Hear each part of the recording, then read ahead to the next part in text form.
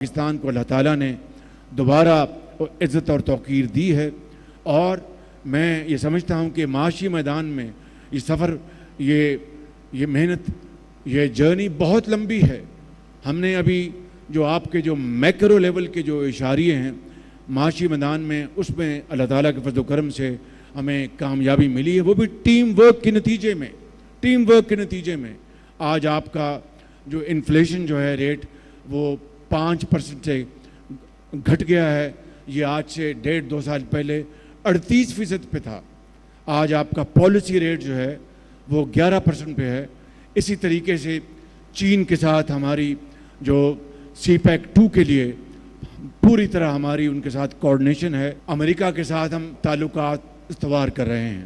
صدر ٹرمپ نے یہ کہا ہے کہ میں نے پاکستان اور ہندوستان کی جنگ بند کرائی، اس سے بڑی ڈپلومیٹک اچیومنٹ آپ کی اور کیا ہو سکتی ہے؟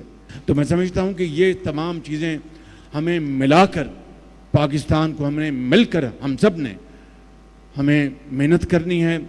میں آخری 2 باتیں کرنا چاہتا ہوں، یہ ہیں کہ حنیف عباسی صاحب، یہ آپ نے پورے پاکستان میں جو بیڑا اٹھایا ہے، اگر آپ اس ریلوے کے نظام کو عام مسافر، میں اشرافیہ کی بات نہیں کر رہا، عام مسافر کے لیے ایک بہترین سفر کا ذریعہ بنا دیں گے، اور پاکستان کے اندر آنے والی کارگوز اور باہر جانے والی کارگوز کی جو فریٹ، جو اس کو اگر آپ شاندار ترین بنا دیں گے اور دنیا کے بہترین جو ریلوے کے نظام ہے اس کے ہم پلہ لے آئیں گے، تو انشاءاللہ پوری قوم کے سامنے آپ کی پذیرائی کریں گے انشاءاللہ۔